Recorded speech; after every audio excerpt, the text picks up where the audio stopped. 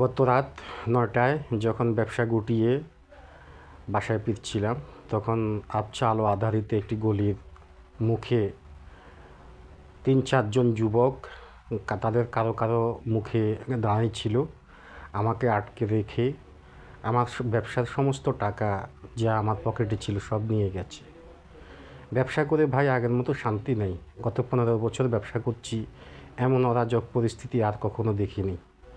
শসা নিয়ে যাবে, লেবু নিয়ে যাবে, পুদিনা পাতা নিয়ে যাবে, টাকা দেবে না, টাকা দিলে বলবে আমাকে চিনিস।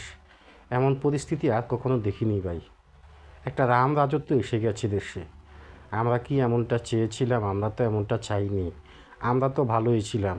আজকে ব্যবসা করে দুমুঠো ডাল ভাত খাওয়াটা কঠিন হয়ে গেছে। আজকে আমরা কেউ শান্তিতে নাই, আমাদের জীবনে নিরাপত্তা নাই। যখন তখন যাকে তাকে মেরে ফেলা হতে পারে। এদিকে ওদিকে শুনছি মানুষকে কেটে কেটে টুকরো টুকরো করে গাঙ্গে ভাসিয়ে দিচ্ছে। মনে শান্তি নেই ভাই, ব্যবসা করেও শান্তি পাচ্ছি না। মানুষ সদাই নিয়ে যায় কিন্তু টাকা দেয় না। টাকা দিতে গেলে, টাকার কথা বললে বলে আমাকে চিনিস, তোকে দেখিয়ে দেবো, ব্যবসা করতে দেবো না।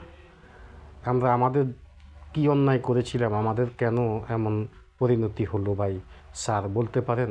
এমনটাই প্রশ্ন করেছিলেন এই ফেরিওয়ালা আলমগীর। কোনো জবাব দিতে পারিনি, শুধু তার মুখের পানে চেয়েছিলাম।